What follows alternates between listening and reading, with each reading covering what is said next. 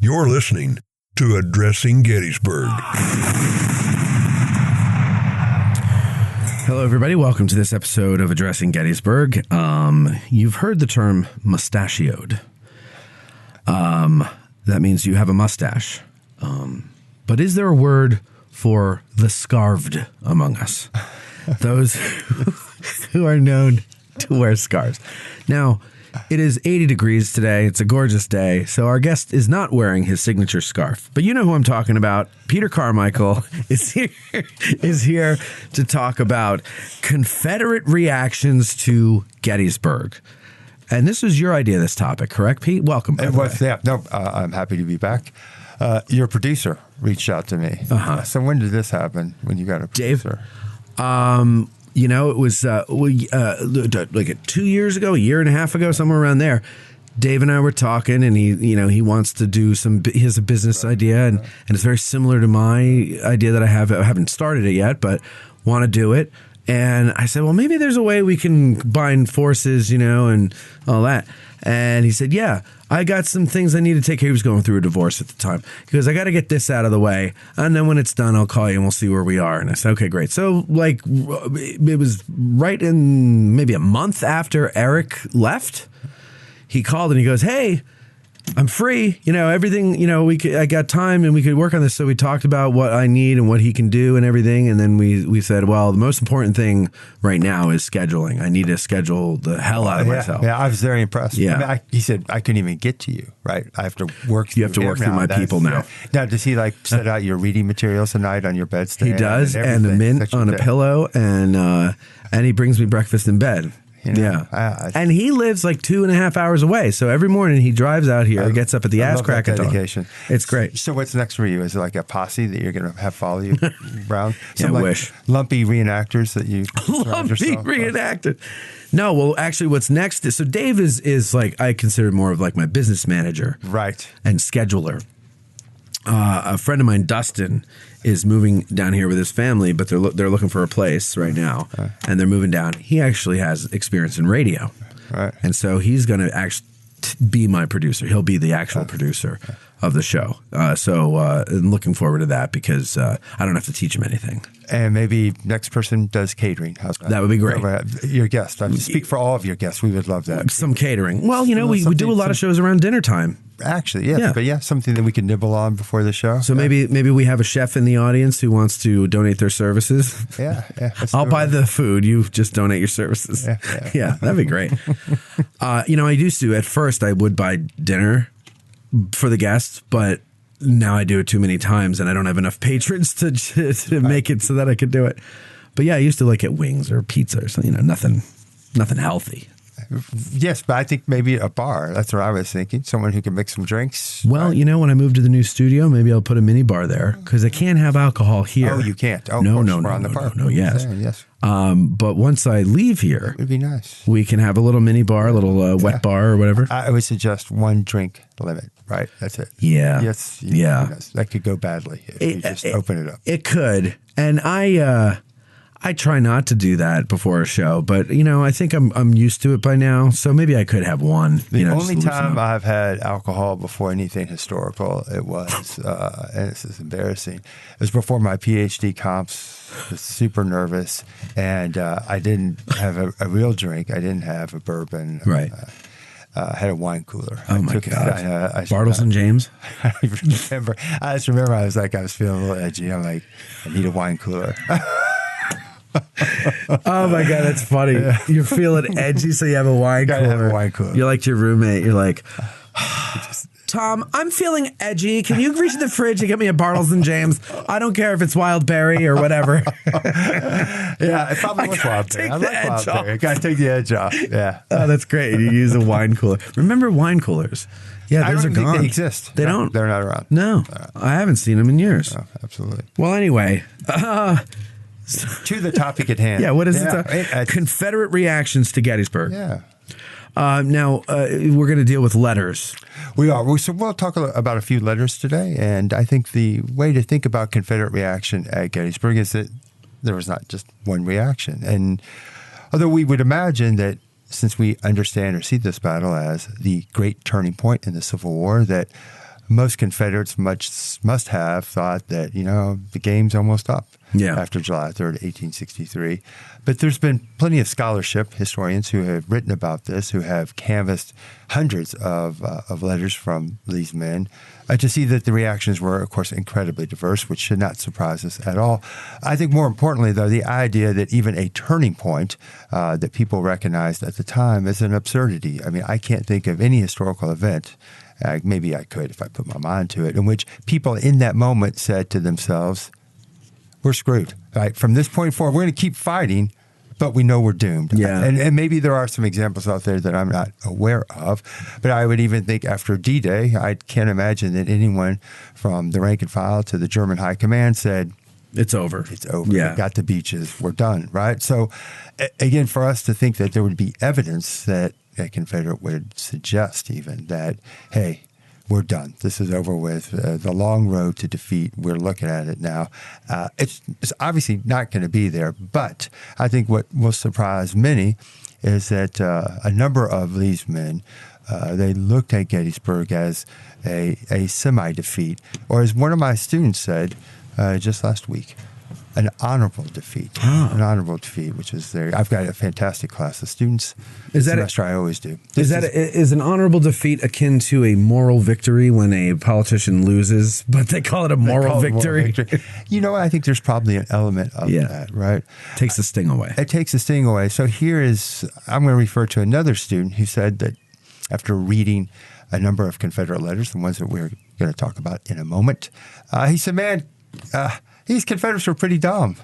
And obviously, that's not a comment that I could let stand. And I said, let's try to complicate this a little more. Why are you saying that? And he said, it's inconceivable to me that anyone with a brain on July 4th would have said, we really weren't defeated here.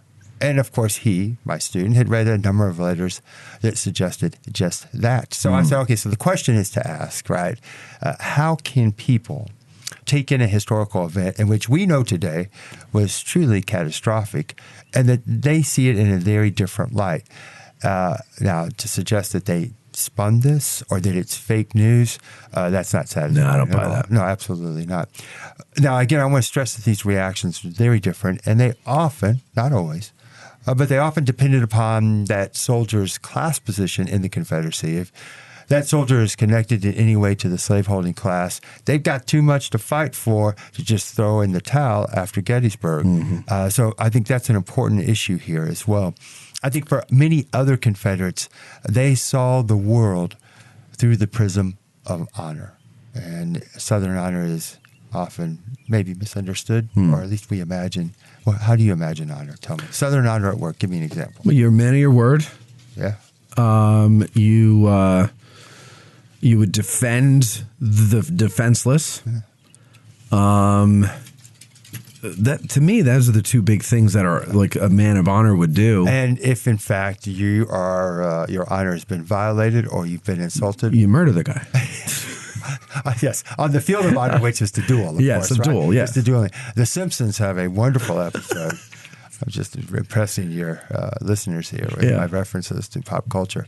The Simpsons do have a great episode about Southern honor in which Homer gets a glove. It's a glove in which he discovered that if he slaps people across the face, he'll get exactly what he wants. So he goes through a toll booth at a turnpike. He slaps the guy, doesn't have to put the money in. And so wherever he goes, right, he's fine. And then he also goes to a little mini mart. I think he even slaps Apu and gets a free little drink or something like that. But then he made the mistake of, as he was trying to go up the line, he slapped the face of a Kentucky colonel. Guy's dressed in the white suit. He fits the stereotype perfectly. Like the KFC colonel. Absolutely. He's got the accent as well. And so, of course, he slapped the wrong man. And so he said to Homer, tomorrow morning on the dueling grounds, I've been insulted, sir.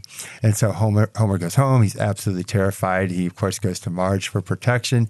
And the next morning, there is the colonel. He's in an RV, and he has a bumper sticker that says, I love dueling. But the bottom line is this, of course, Homer avoids the dueling ground. He leaves town, proving, of course, that he was not a man of honor, because a man of honor cares most about reputation. And saving face, yeah. Saving face and the perception of that reputation. And part of that is to, among Southern men, particularly Confederates. That idea that a Northern soldier could be a superior fighter, that's an unthinkable point, right? That is a very difficult thing, almost impossible thing to acknowledge or to admit to. So as we think about the range of reactions to this battle, there were a number of Confederates who acknowledged defeat, but that defeat came not at the hands of the Union Army, but because the Union position was impregnable. And they say it and write it time and time again. So it's not that they lost, it's just the Union won because they had the better position. Absolutely. Yeah. Absolutely. I would also add to my definition of honor now that I'm thinking about it. For some reason, North and South popped into my head. And I'm thinking of the scene when the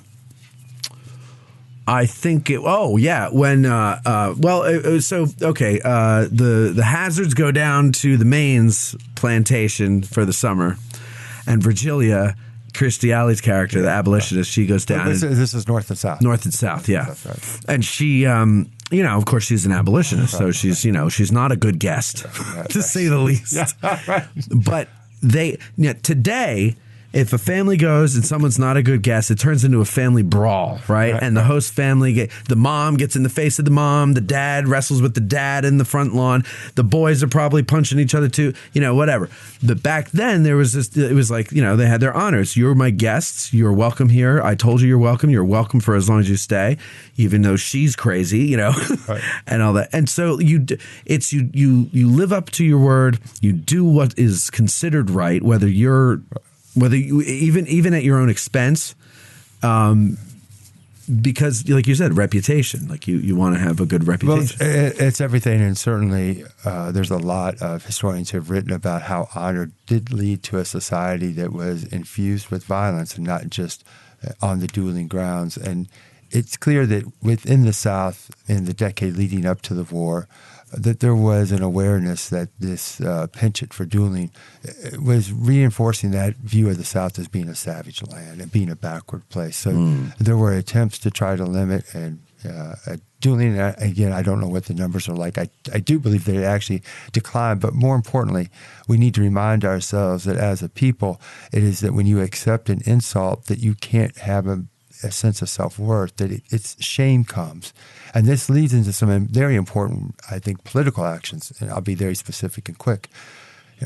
Many wonder why Southerners who recognize that maybe the far West was not going to be a place where slavery would prosper, right? And there's a lot of debate about that, and we won't go down that road.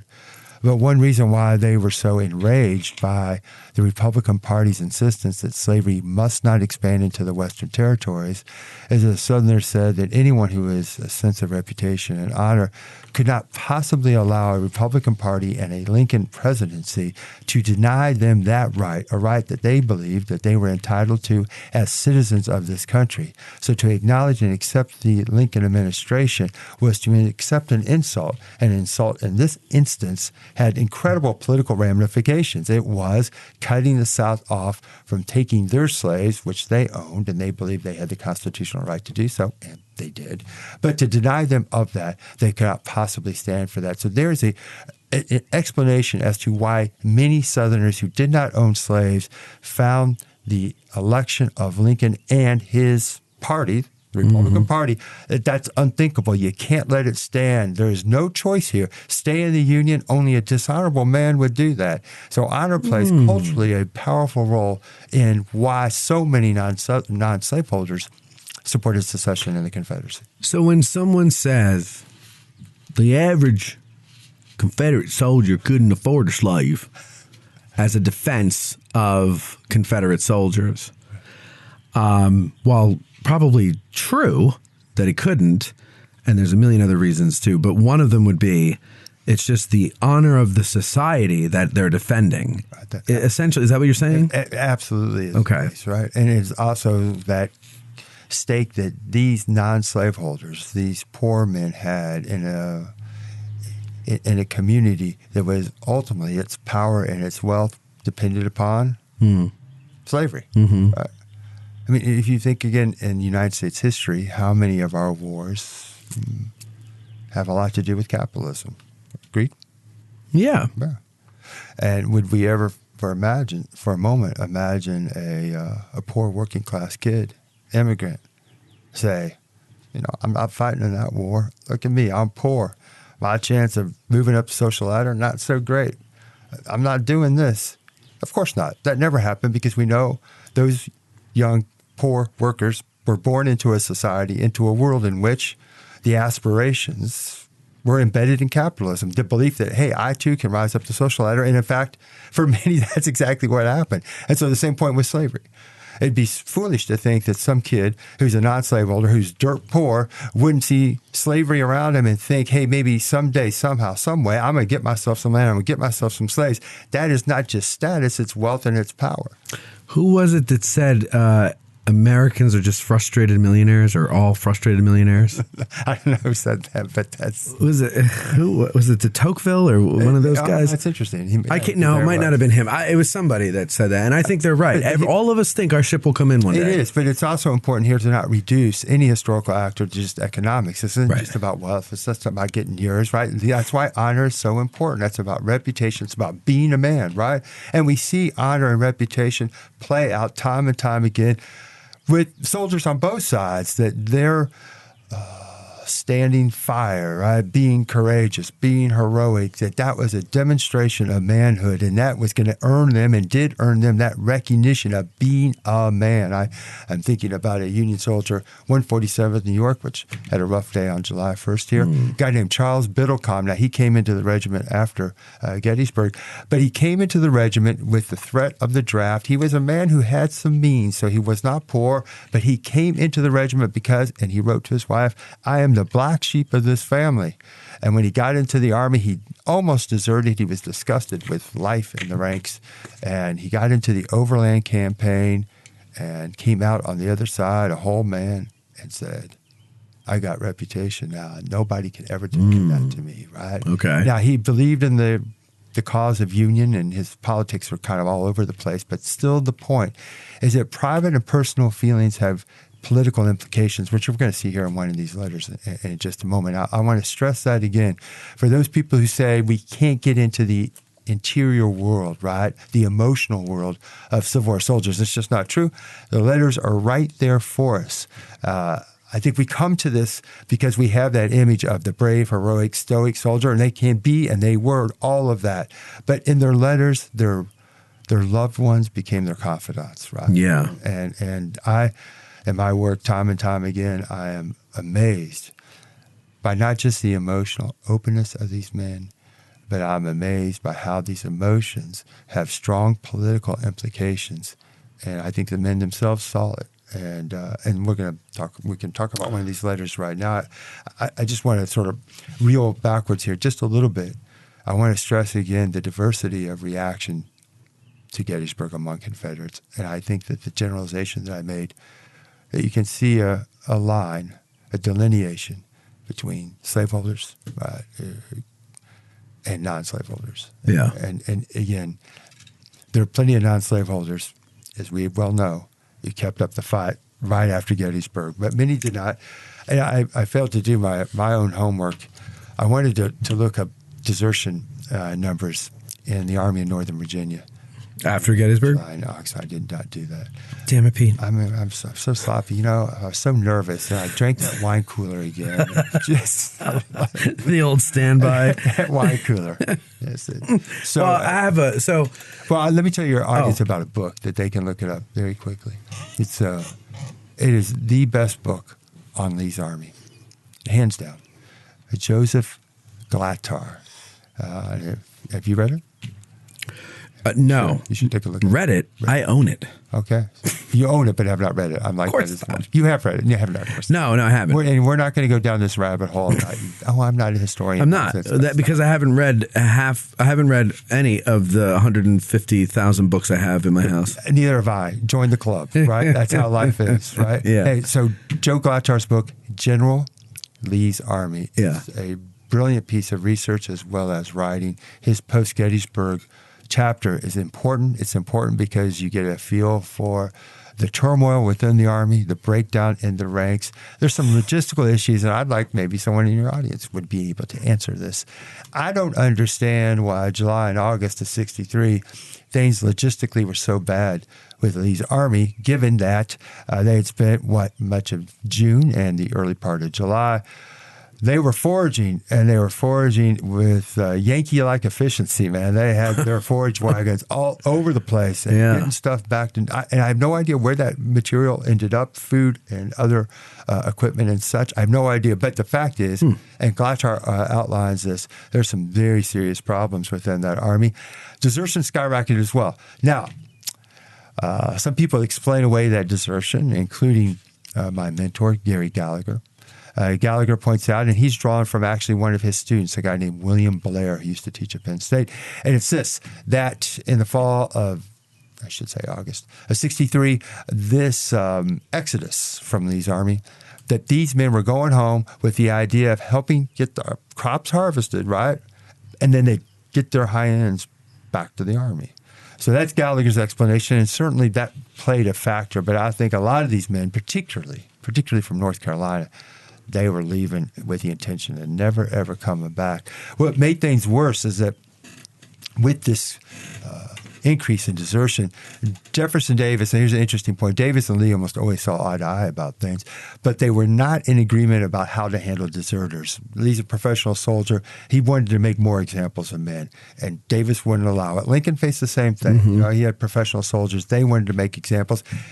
Lincoln and Davis both understood, man, you do that, you're going to alienate your people. You can't shoot all of them. So Davis, and in the South, you can't afford to be shooting everybody. You can't afford it. Yeah, that's absolutely right. And so Davis came up with this unfortunate idea, and that was, and I don't know the exact date of this. It's probably late August, early September, in which any man who had left the Army without permission could return to the Army, right, without fear of punishment. Got it? Yeah. All right. Hoping, of course, that would be the stimulus. And I think there was a date set to that. Like, you got to get yourself back by this date. I'm sorry, I don't know the specifics. Now, for the men who are still in the ranks, how do they read that? I just got my free pass. Yeah, right. Because I can go home and they'll forgive me. So there was clearly a spike in desertion after that. There's some interesting letters from citizens in Virginia as they are in the right in the middle of this highway for deserters. And there's a guy in Lynchburg who sent a dispatch to officials in Richmond complaining about the deserters and saying that we can't do anything to stop it. He said that some men from Lee's Army, a pack of them came into Lynchburg, and some people said, "Where are your passes?" And these soldiers pointed to their guns and said, "Here's our passes." Thank you. Enjoy your time in Lynchburg. Come see us on the way back, right? That's pretty good. Yeah, absolutely. So before we move on to after Gettysburg, we were talking before about what made the Southern men go to war, and of course, there's a million reasons for that. But something that had dawned on me was by the time they went to war, you probably didn't have to have a really good reason. And here's why I say this. How many years leading up to the war was the rhetoric getting hotter, were tensions getting tighter between the factions, that by the time Lincoln comes, that's just the straw that broke the camel's back. But this has been going on for, 10 years at least? Well, it takes different shapes and forms, but clearly Abraham Lincoln's election crystallized many of those fears that Southerners had about the North in general. And Lincoln, and unfairly, here's a failure of the political system, that perception of him as a black Republican or as an abolitionist was just a grave distortion. I would say this, is that the ideas and motivations in 1861, they changed during the course of the war. The ideas and convictions never, ever really changed, although we should note that soldiers on both sides came to understand that coercion played a prominent role in why they're still in the ranks. There are not a lot of options, but within that, the men are still thinking deeply about why they're there and what this means. And as the war progressed, it became there's more retaliation and more revenge. So one might say, okay, the idea started to mean less. Mm-hmm. However, I would also argue is that some of that vengeance, that retaliation, particularly directed toward black soldiers, USCT soldiers, that underscored the stakes of this war from the Southern perspective. And I say all that by, look, everyone knows that those were war crimes. Everybody understands, not sympathize, I'm not saying that. We understand why Confederates fought to the death. We understand why Confederates engaged in this kind of activity. And, this is not a time to say, well, Union soldiers did this too. Come on, let's stop. I'm tired of that, right? This is what we're talking about. We're doing it historically. I'm not wagging my finger. Am I wagging my finger? No, just at you. Just at me, but not to the audience. Not wagging my finger to the audience. So I think that's important to note. And so I would say that that's the wrong finger that you were wagging, by the way. It was the wrong finger. So I think that, over time on both sides, you still see men thinking deeply about what this war meant. And I just read something a friend sent to me as lost cause nonsense that the Emancipation Proclamation didn't free anyone. Really? Tell Jefferson Davis that, because Jefferson Davis's response to that, it's absolutely freeing slaves and basically game on. Right? This is going to start servile insurrection. That was Davis's point. And that is what, again, Confederates of all classes understood.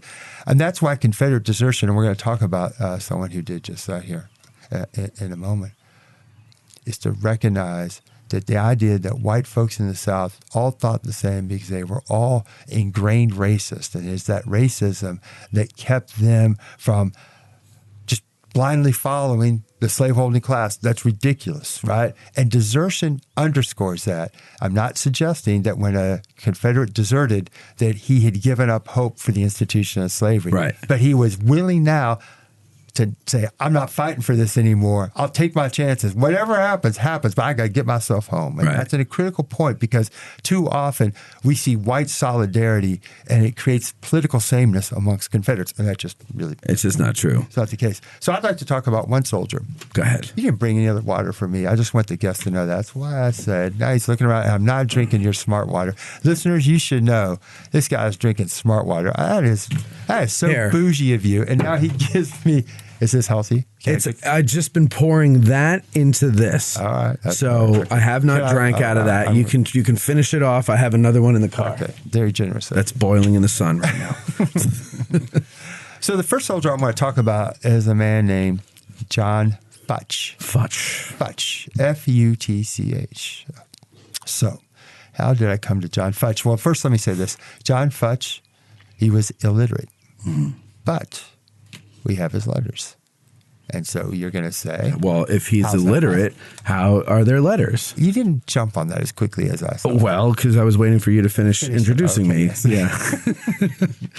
So he read his letters to his comrades. And most of these men, they were barely literate. So what we have is a soldier speaking to us. And it's powerful in ways that I think some of the formalized writing that we read from literate Civil War soldiers just lacks. Yeah. I might have mentioned this to you before, maybe even on a show in the past.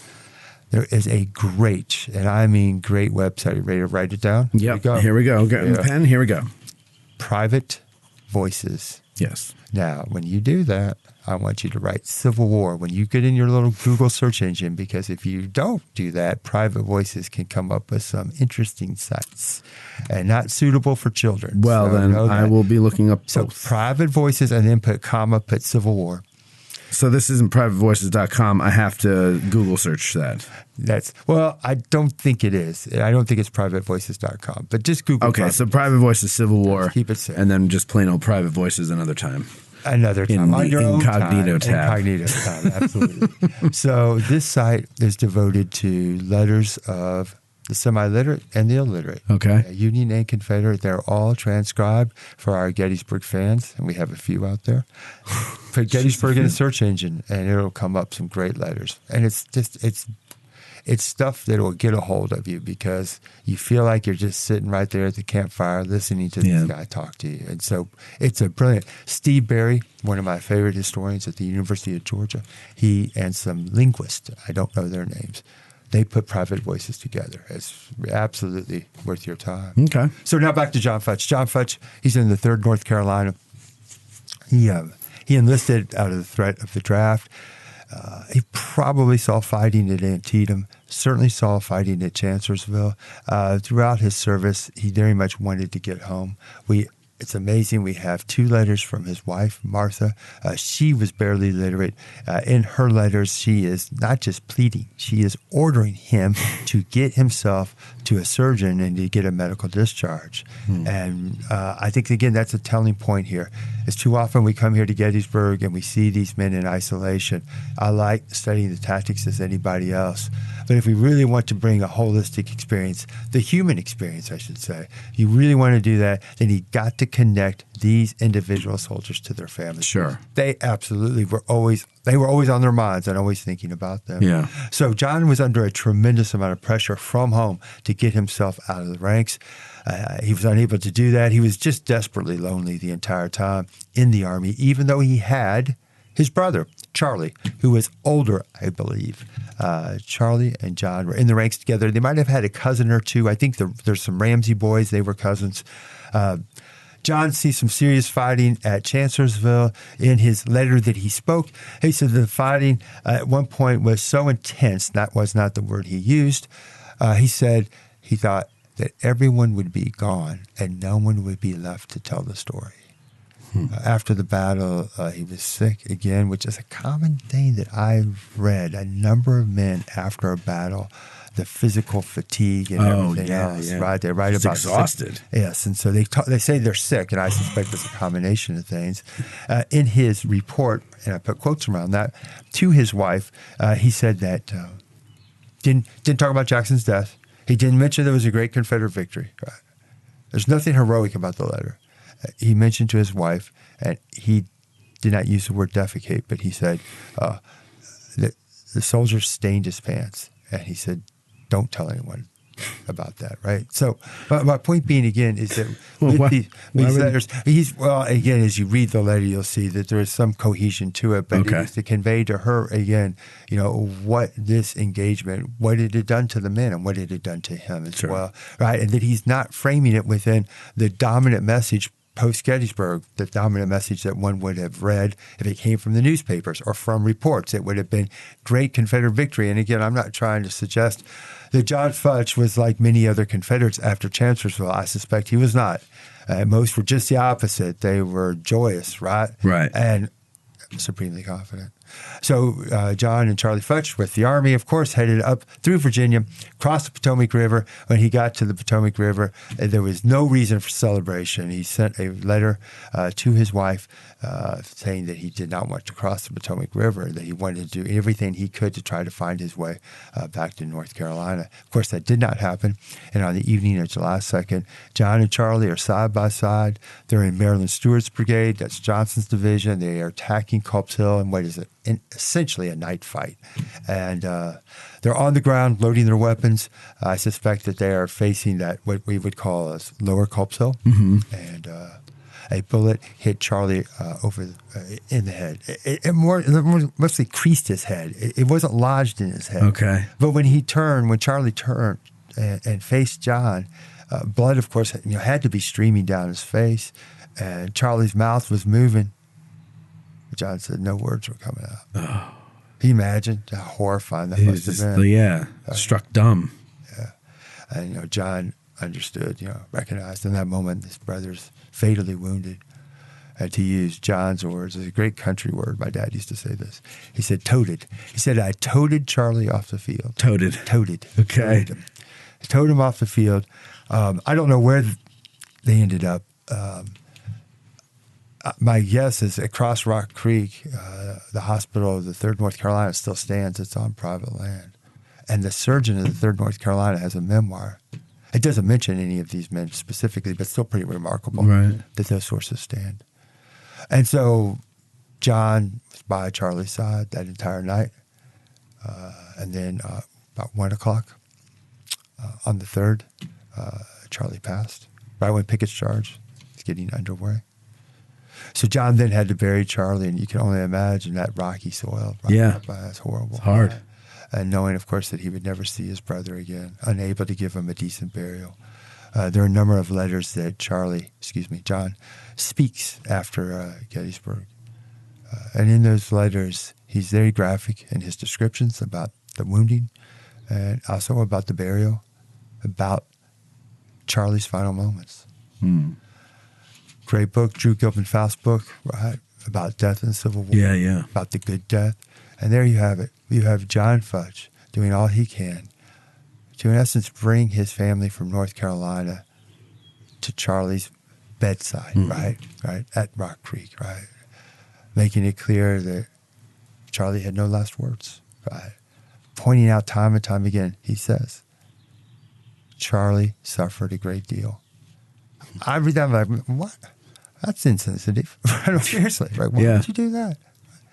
It just reminds us that the attitudes toward death are so radically different than ours, right? Well, right. So, in other words, are you saying that it's because he was in a lower class than, say, somebody who would say he died gallantly like a man, meanwhile he was actually shitting his pants?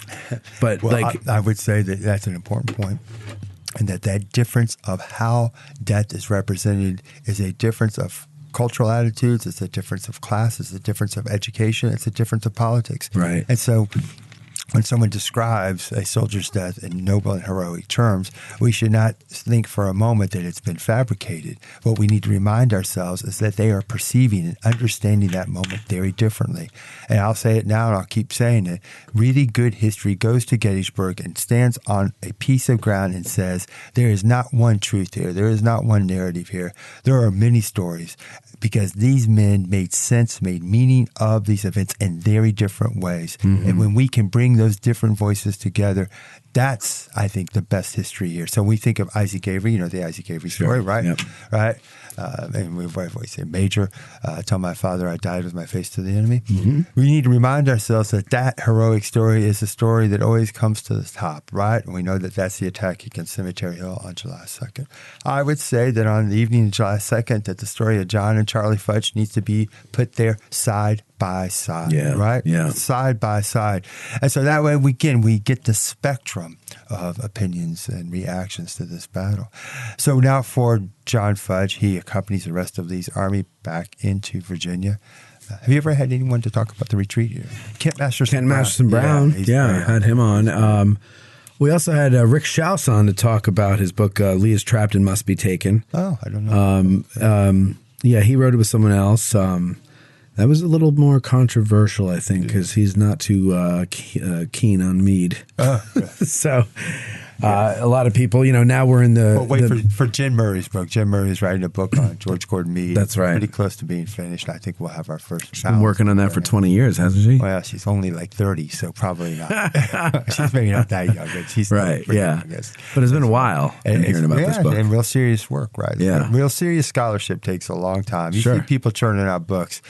I'm always wondering how that's done. They churn out books like I churn out episodes, and I know I do no work for these episodes whatsoever, no preparation. So these people, that they put out the books like every other month, it seems like. There's no way you're doing it. It's hard to imagine. I don't judge. Whatever, that's right. You're in the business. I judged you.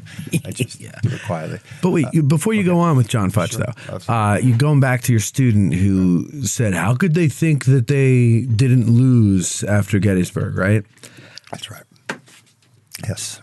So, he has hindsight, this kid, the student, right?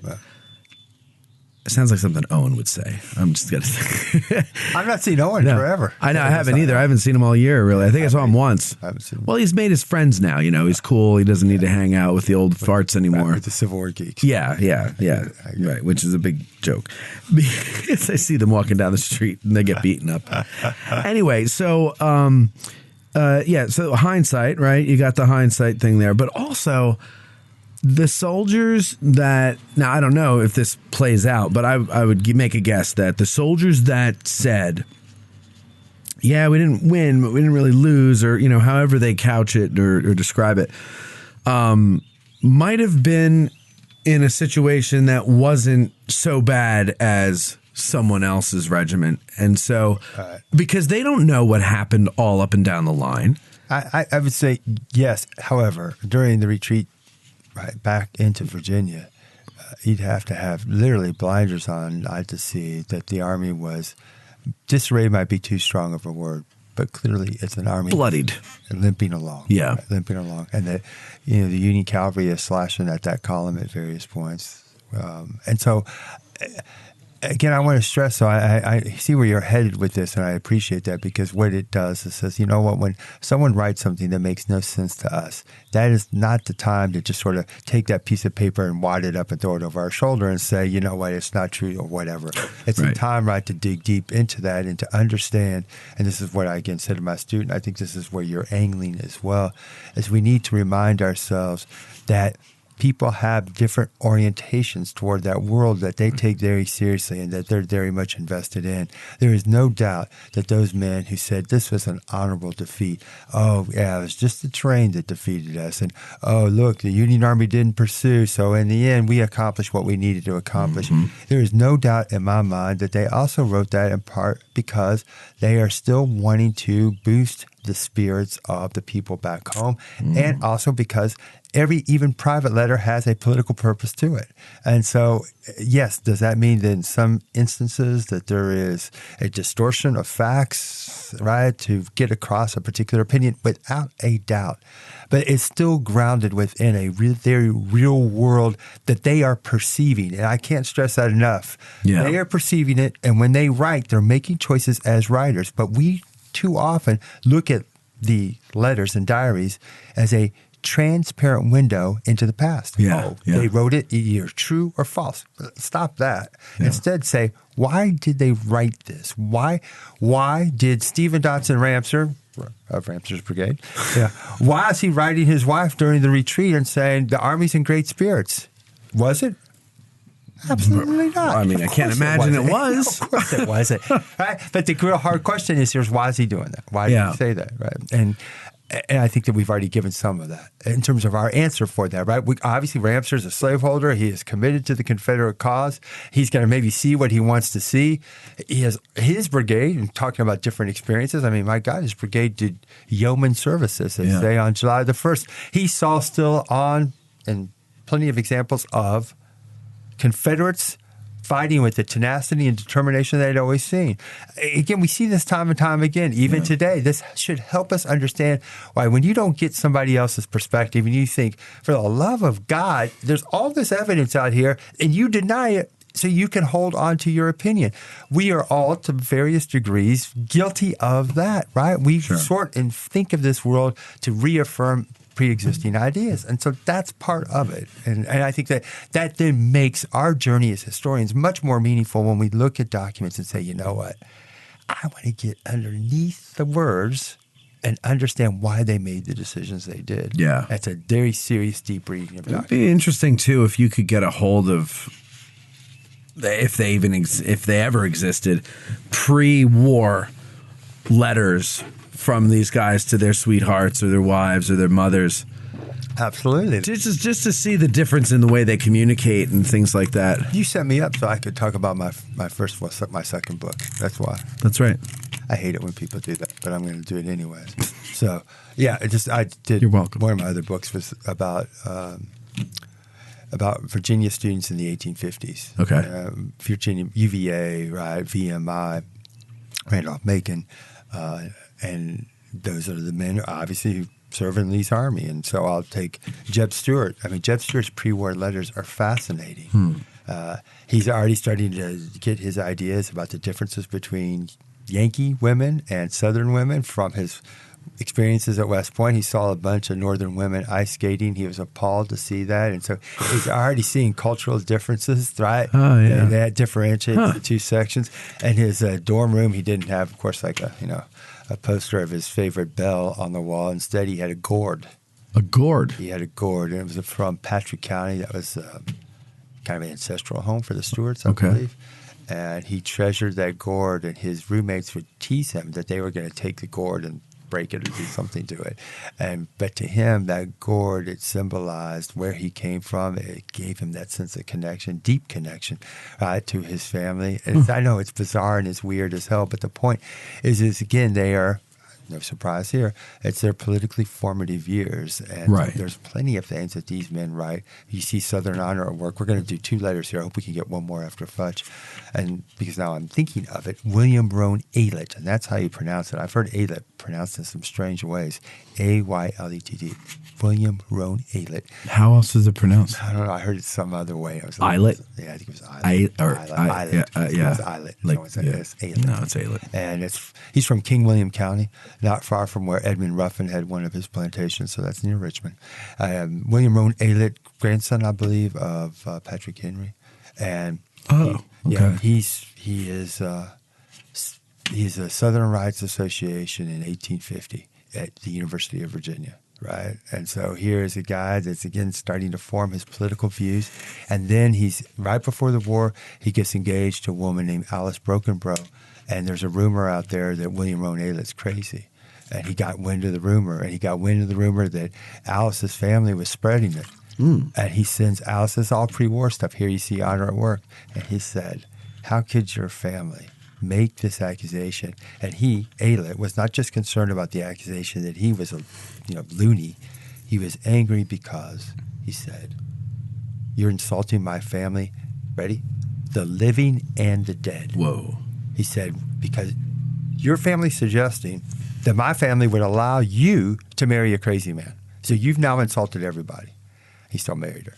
Of course, right? Yeah, right. So my point is, there's a lot. I think that pre-war stuff is super fascinating. Yeah, and so you're gonna go out and buy my book now. What's the name of the book? Tell everybody. The Last Generation. It's the last generation before. The last generation of slaveholders. So I took them from the 1850s through the war and into Reconstruction. Okay. Yeah. So the War for the Common Soldier is the second book in that installment. No, I mean, installment in that. It didn't even really inform it. It didn't really have. So it's a loose trilogy.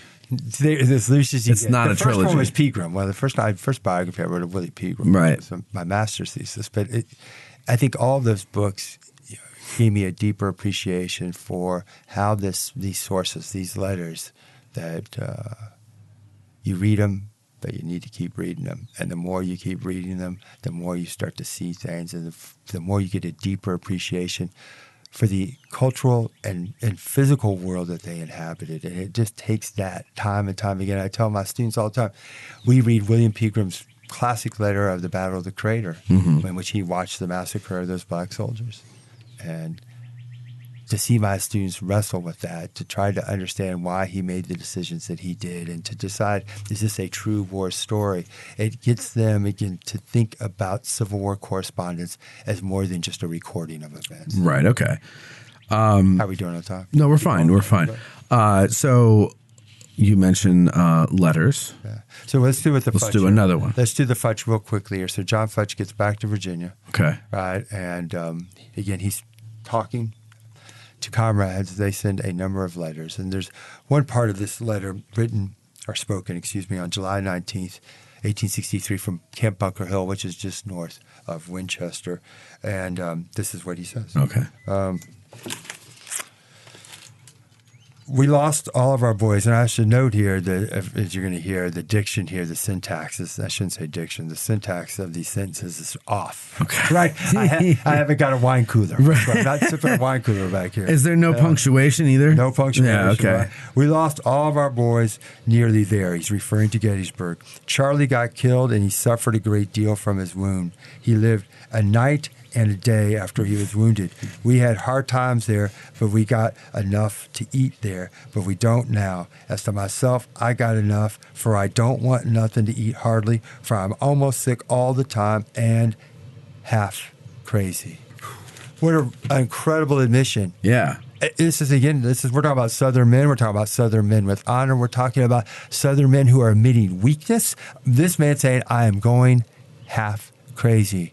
Now, of course, there are a number of things that have converged in this man's life. And, of course, the first and foremost is losing his brother in Pennsylvania. But he's physically breaking down. In another letter, he wrote about his feet being so badly calloused, he clearly didn't have any shoes at all.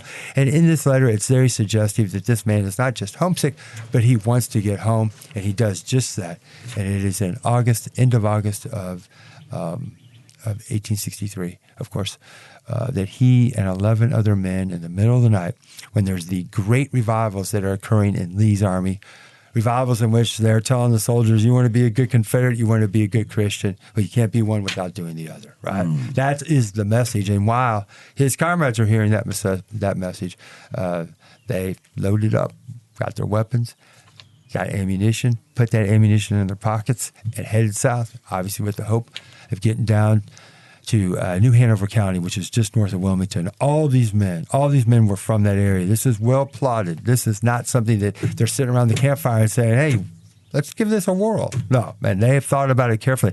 They are armed. Now, this great thing, and it was a great thing that happened to me right at Thanksgiving.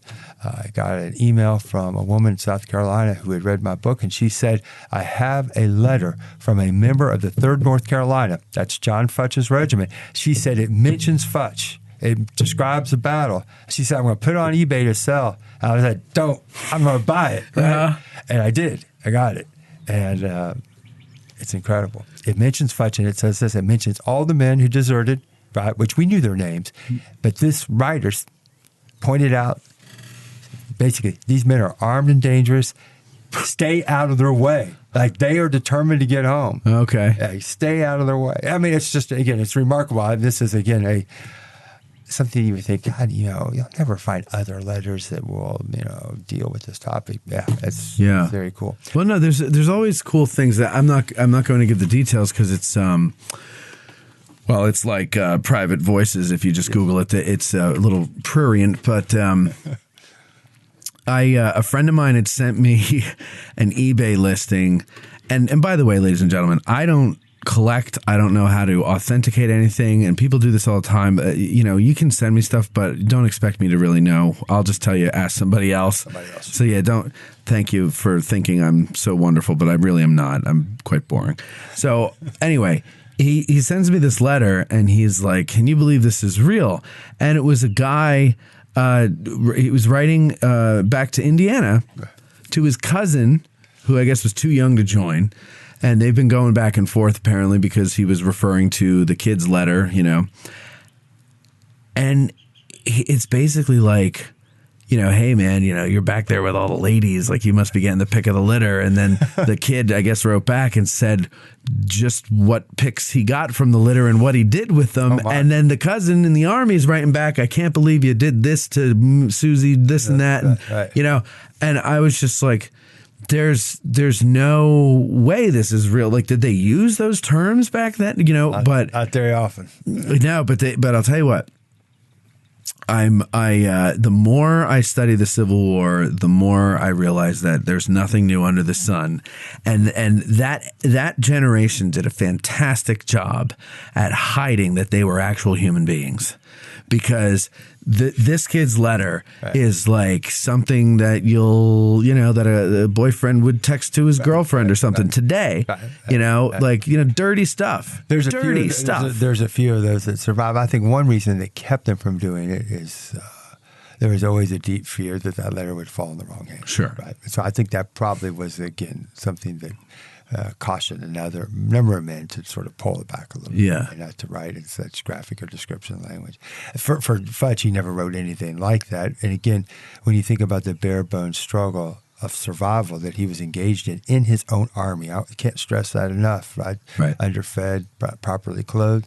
Now he's embarked upon this great journey to get himself back to North Carolina. I think they were gone for maybe 2 days, possibly 3, and they attempted to cross the James River. They were intercepted by a Confederate patrol, happened to be North Carolinians.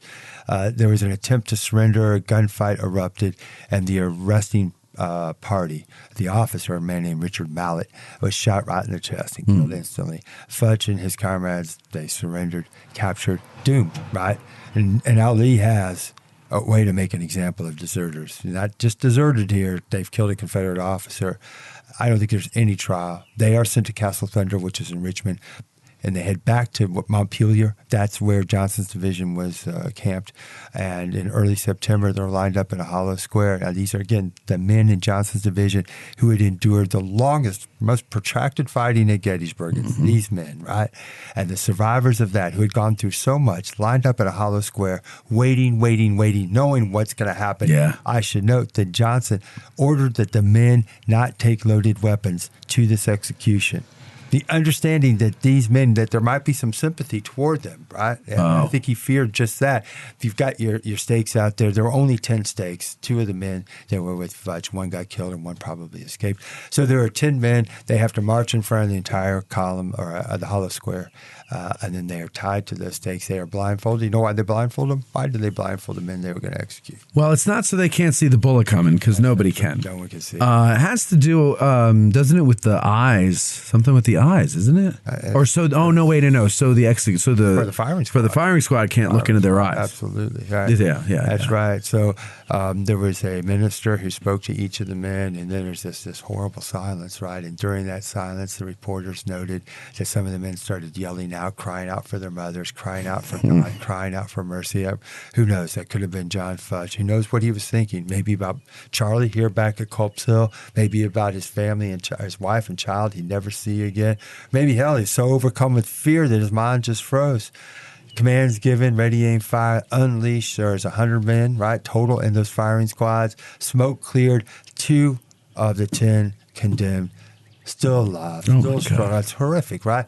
There are reserve companies. They rush to the front, unleash a volley at point-blank range, and the ceremony's not over, right? This is a ritual for the living. And so now all of Johnson's men, they are ordered to march by the corpses at slow time. Slow time to impress upon them. Of course, this could be them. Are they still attached to the stakes, or are they? Absolutely, over on the stakes, right? So I mean, you got that reserve company. So you got a whole company firing at 2 guys. 2 companies, as I understand it, 10 men each, 20 men each that ran up and fired. Oh, okay, so like and this, I mean, absolutely at point blank range. But still, I mean, I'm assuming in that situation, they probably are all with loaded muskets. I would assume so. I have no idea, because I know, isn't it like they usually they would say that it was like some half loaded, half not loaded. Yeah, so that nobody really is sure if they. Yeah, you know what? It seems to me if a man fired a blank who's accustomed to firing a musket with a bullet, he would know. He sure would know, right? But what about? I mean, just like you have to have more than one guy's hitting him. Oh, absolutely. So what that does to the body at that range. I'm not sure where they're buried. My guess is a Confederate hospital near Gordonsville. That's my guess, but it's only a guess. Yeah, no, it's a tragic story. I gave a talk south of Wilmington, and I had 2 people come up to me, and they were the descendants. Futches. They were Futches, right? And one of the things the Confederate newspapers pointed out that all of the condemned, the deserters, that they had dishonored their families, not just now, but for generations to come. That was a point that was made. Again, they're trying to use this example to convince the women at home to stop sending letters like John received from Martha, right, to get out of the ranks. Right? But it was nice to see these 2 Futches. I don't believe anyone, maybe someone was named after John, but they were certainly aware of the story. And the point is that the people back in New Hanover County during the war, they didn't see what these men had done as something that was disgraceful. Yeah. They recognized that these men, that their sense of duty, that they were being pulled in many different directions. And you have a Confederate army that can't properly feed, clothe, or pay you, and your family's starving. Now suddenly, and this is an important thing for us all to think about, when we say, Civil War soldiers, that they were men of duty, that sense of duty was malleable. It changed over time and according to circumstances, and we see that there. Everybody has a sense of duty, I think, to some degree, until you're actually called upon to follow it, and then you realize how hard things are, and that sense of duty eventually goes away. Or you alter it in some way. Or, yeah. Right? Yeah. And that's it. John Futch, in his mind, even was doing a sense of duty. Look, Oliver Wendell Holmes Jr. from 20th Mass, right, of the Harvard Regiment fame, he wrote in 1964, right before he left the Army, he said, basically, I can go into a fight knowing that it's got some chance of success. And I'm paraphrasing him. He said, I've reached the point now, right, that I can make this decision about what my sense of duty is. And I'm the only one who can make that determination. And he said, basically, not you, Dad, not even the Army. And he said, not even God. I do it now. And I think that that's something, there's a shift that's broadly seen in both sides, that veterans because of the wartime experience itself, they come to look at circumstances as dictating how they would understand duty, right? So a sense of bravery and courage in 1861 is not what we see in 1864. And yet there still is the presence of, hey, you got to be heroic, you got to stand, you got to do your fight. But here, I'll give you an example. The pickets at Petersburg, in many cases, where there weren't black soldiers, where there were white soldiers, what do? They agree, hey, we got a truce here. We're not going to be, knocking each other off. Right. No one's popping anyone off here. Right? Think anyone thought that'd be a good idea in 1861 or no. even 1862? No, they wouldn't have done that. They think that they were less courageous for calling a truce here? No. So there's a good idea. Yeah, that's a good example. Absolutely. How you change. All right, so what's this letter? The last one here is William Rone AIT, I mentioned before. AIT, okay. AIT, he is in Armistead's brigade, and I didn't do my good research. They mention him in the movie, don't they? They do mention him. Yeah. That's when they say, hey, he's the grandson of Patrick Henry. Right. Colonel? Is he colonel? I'm not sure he's a colonel here yet. He's either a major or lieutenant. I don't think he's a colonel yet. Okay. He's not there. He had an unfortunate thing, in a sense, happen to him here at Gettysburg. So during the bombardment on July 3rd, a shell hits him in the chest, knocks him to the ground. His blood's pouring out of his mouth and his nose, and everyone thinks he's a goner, right? He's not. He just had a bad bloody nose. But, his mama didn't raise a fool. William Rone AIT waited him on Cemetery Ridge, and he excused himself from the charge. Oh, smart. He never, ever got promoted afterwards. One of his men called it the unfortunate nosebleed at Gettysburg. So William Rone AIT, with the rest of Pickett's men, as you know, guarded Union prisoners during the retreat. And during that retreat, he somehow got word that his plantation in King William County had been raided. In fact, he owned a mill that had been burned to the ground. He did receive a letter from his wife that had detailed the outrages. When I say outrages there, I don't mean rape. That's what they used back in the day. They were committed, and he was just incensed. And AIT ordered a bunch of the Union prisoners lined up. This is what he wrote his wife. And he told his wife that he was going to shoot them in retaliation. He said he was talked out of it by one of his subordinates. And then he wrote, this is what he wrote. I'm quoting him now. This is a letter of July 20th. And I have seen the infinite meanness of the Yankee vandals. I love that line. I think such publications, he's referring to his wife. His wife wrote a letter, I think, to the Richmond papers. I think she's the author of it. Ought constantly be made and kept before the eyes of the civilized world, that Europe may never lose sight of Yankee meanness and degradation. For myself, I will fight them as long as I have a leg to stand on and an arm to strike. Unless I have a bloody nose. Right. If I have a bloody nose, then forget about that. Conquer them we must and will, for God cannot stand that such wickedness should. And then there's a question mark. The word was not decipherable for me. But you get the drift here. When was that? 63. This is July. So here's one. So it's after the bloody nose. After the bloody nose. After the battle, right? So here's a critical point. Note that John Futch, he did not frame Charlie's death as Charlie was a Confederate martyr, a hero to the cause. Right. There is nothing that John made sacred about that death as it related to the Confederacy. We should acknowledge that. That's protest. That is dissent. He lived in a world where he heard everything around him, right? From officers, read in the newspapers, that this cause was a sacred cause. It was a cause under God. To not, in fact, ordain your brother's death as that kind of a sacrifice. Sacred sacrifice. That's a powerful silence. Yeah. And we need to do more of that. What is missing here? And then you think about William Rone AIT, and here's again juxtaposition, right? A slaveholder, prominent slaveholder, a planner, and we can see how he's framing this defeat in that we need to continue the fight. And from what we have seen and from what we've experienced, how could God possibly turn his back on us because of this Yankee meanness? Now, here again, the story gets even a little bit more interesting, I think.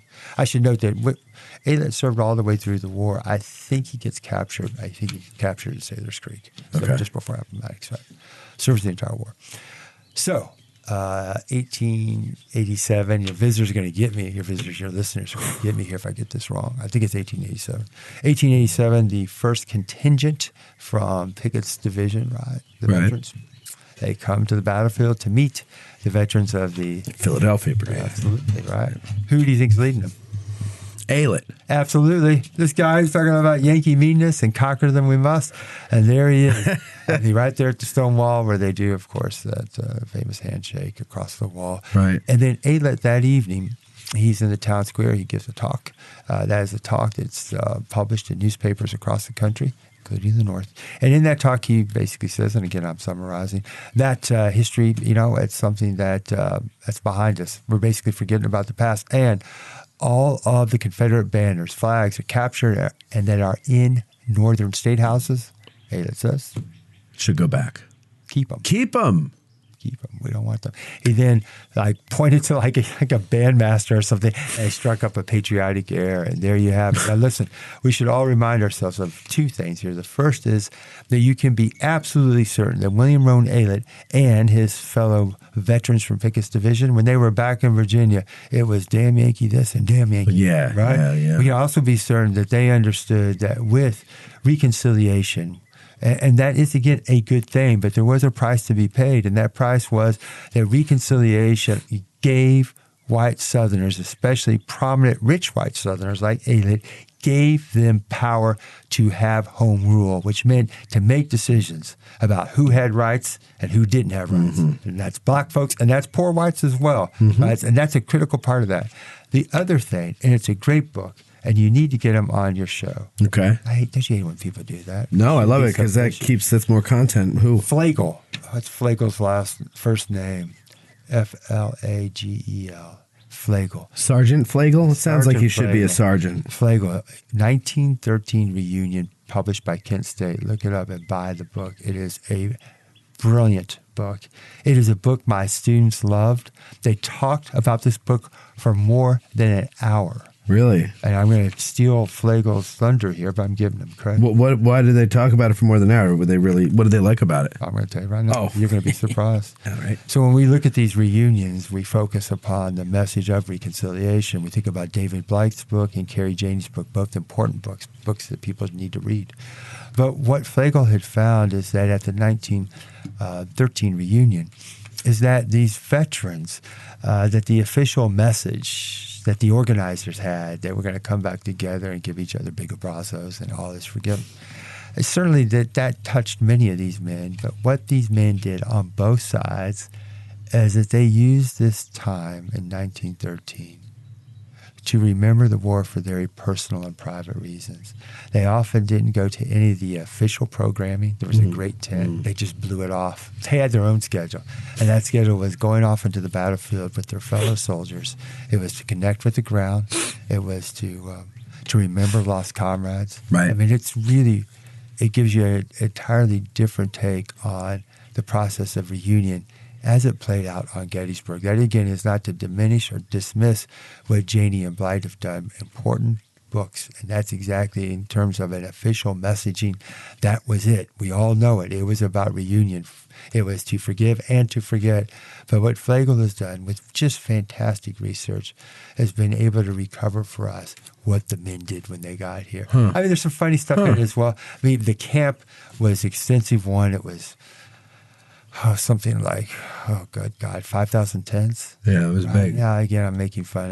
I'm approaching that geriatric state in life. Maybe I'm just there. Maybe I'm there now. I don't know. I don't remember. I think it was. I was just looking at the marker over at Appalachian Brewing Company the other day, and that's I'm right trying at the to heart remember. of it. It's 5,000 tents, but again, these older dudes, they're going to get confused easily. Yeah. There were a few guys that got in the middle of that sea of tents and got lost. Yeah. But in getting lost, of course, because no old man can say, I'm lost.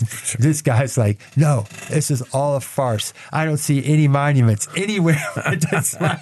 They've tricked us, is basically what the dude said, right? Of course. But there are so many other powerful and poignant things. Here's another thing that your listeners will be, I think, intrigued by. It's this.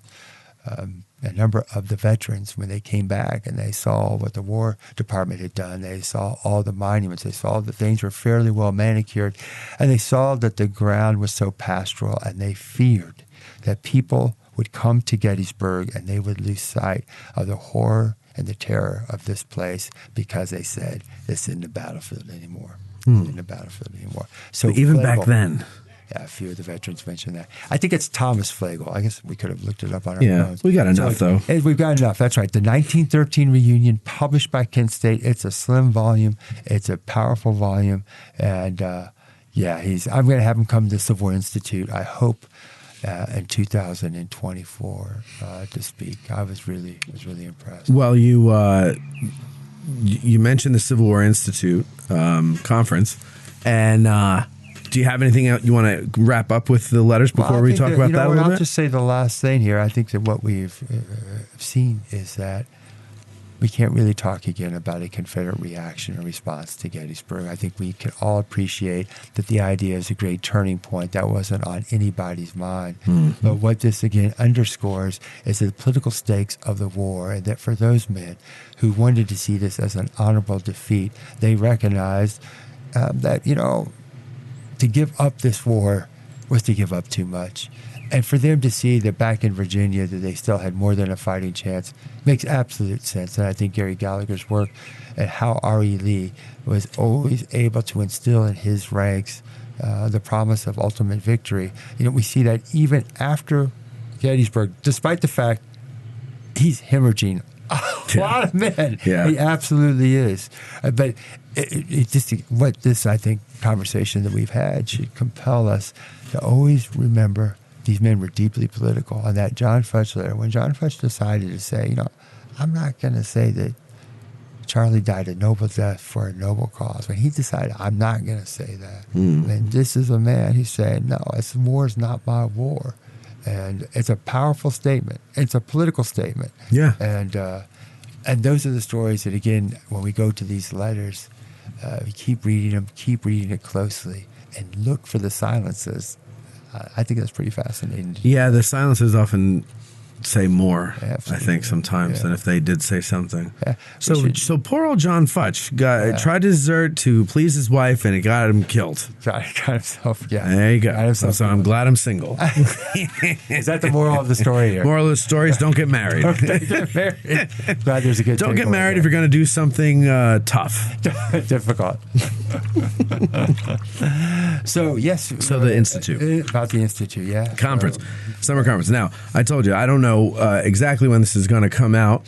I think it would be more fitting to put it out after the anniversary. But either way, whether it's before or after, you're going to do it again next year. So let's do it now as if it hasn't happened yet.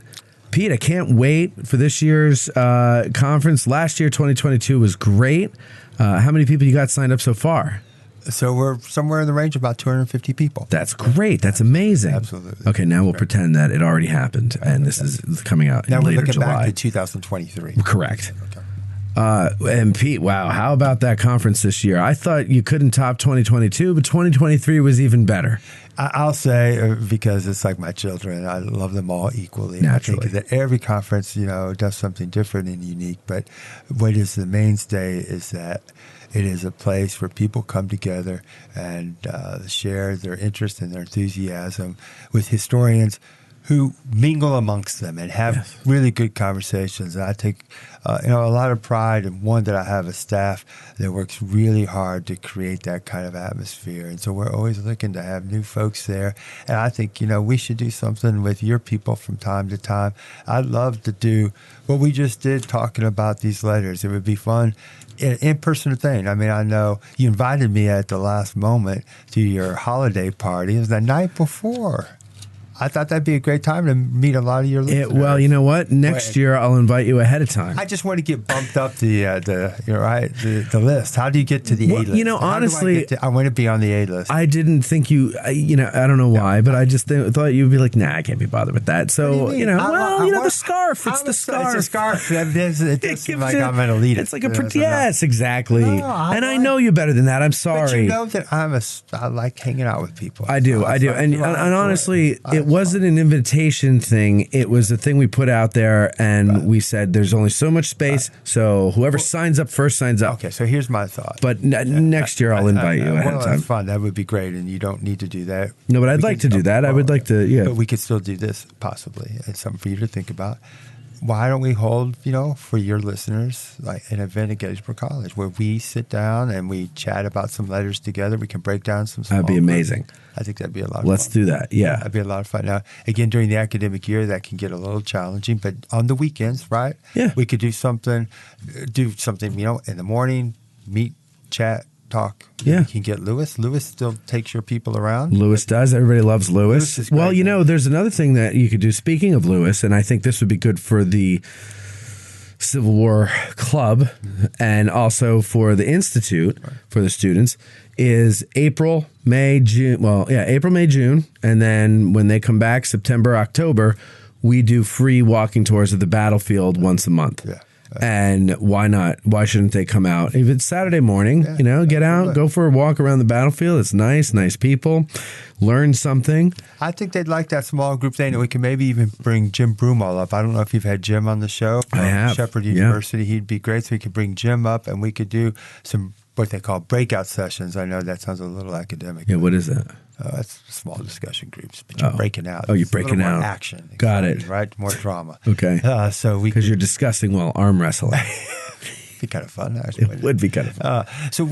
I'm serious. We should think about something like that. I would love to. Well, it would be great to have that kind of interaction with folks. I agree. And I think doing a show in front of an audience, I think would be fun. I mean, because we've done them. We've done 3 since last February.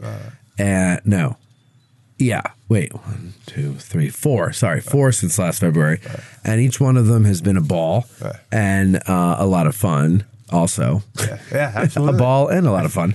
And and I think that it would be cool to do one at the college. Yeah. That'd be pretty neat. You've got some pretty decent sized theaters there, don't you? Absolutely do. But for our breakout sessions, you got to have some intimate space where people can talk, and it's not, you don't want people starting to compete.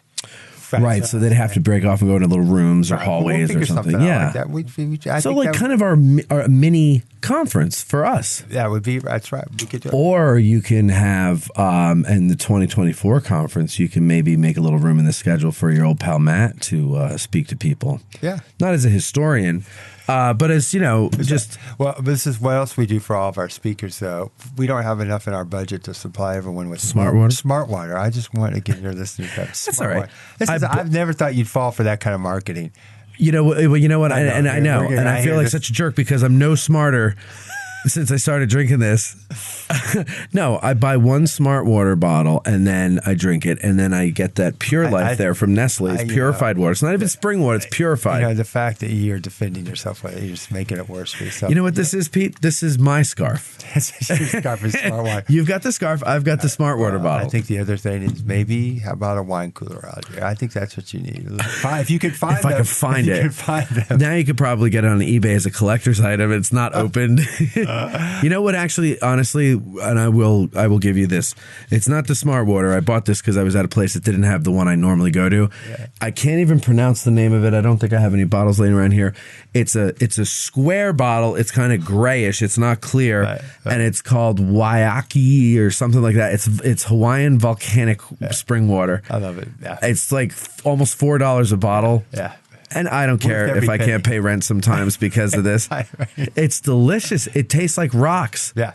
We all need guilty pleasures. That's yours. We do. And it's better mine is water than like cocaine or meth or something. You could probably enjoy it. Yeah. Or like Backstreet Boys music, Not all that's bad. Yes, it is. Not all that's bad. That's terrible. I have to say, man, I always enjoy having a conversation with you. So do I. And I think we have this really good idea. I hope we can make it happen next year with your listeners. Yeah. It'd be fun to meet them. So maybe over the winter? Yeah, so maybe you can do a poll and see if your listeners can get enough support to get me on the A-list for the holiday party next year at the Farnsworth House. Oh, I'm sure. All right, well, ladies and gentlemen, put it in the comment section. Do you want Pete? It was at the last moment. Like, we got a space or two. No, it was, you know what it was? Fine. It was honestly, I'll be honest with you. It was at the last moment where I was like, wait a second. This is my party. I'll cry if I want to, and I'll invite people. Originally, I was just like, I'm going to leave it open to the public. If they want to come, they can come. You probably had a nice turnout, no? Yeah, we were at capacity. Yeah. But I could have squeezed a couple more. I make the capacity low. Right. in case people come at the last minute. And I'm a softie. I can't say no if somebody's there. Yeah, what am I going to do? Sorry, dude. So I think 60 is the limit that they can hold. So I cap it off at 50. So I got a little wiggle room there. Yeah. And it was a nice time. I love the holidays. Yeah. And you do? Is Colby going to be there? Colby was there. Oh no, he wasn't there. But I'll make him come. He had, he and his wife had to go somewhere, so he wasn't able to make it. But his podcasting partner came with his wife. Colby is my CrossFit workout partner. Oh really? Yeah, I actually watch him and his wife. They're like just super fit. Kill it, yeah. I'm the weakest and the slowest. Well, maybe I'll have to go with you guys because I need to get in shape badly. I'm telling you. Yeah. Clay French he's the best. That's the one. That's the one on in the garage there. The garage, right? Yeah. I'm telling you, he's a great coach. I thought, man, this CrossFit's not for me, but they scale things and it's a great. So okay, so people. I don't have to keep up with Colby and his wife. You don't. He'll take a look at me and he'll be like, let's start you really slow. He does with me. I always, in probably every session, I remind him as to why academics are people that you need to be careful around because they do things in very sort of awkward and inept ways. Once I carried this bar, he's like, Pete, why did you just go through all this when you could have just gone around here? So I'm an academic, man. We got to always do it the hard way. So today he's like, man, can't you count? I said, I know you're an academic. I said, I'm tired. Like, I can't. And I'm not a math academic. But no, it's great. And he's a fantastic coach. And it's a great community there. I've really loved it. What do they charge for? Was it monthly? It's not bad. Yeah, it's monthly. But you have to do a few initial sessions. They get you some of the basics down. But it's really good. I'd highly recommend it. I thought that it would be like insane people going full tilt. It's not that way at all. It gets cardio and it gets, you do some lifting at the same time. Yeah. I got to do lifting. Always measured. Everyone needs to do lifting. Yeah. It's a great gym. It's got natural lighting. And Clay, I should note, is also deeply interested in military history. Oh, really? So, yeah. Is he a veteran? He is not. A lot of those trainers are veterans. They are. Yeah. They are.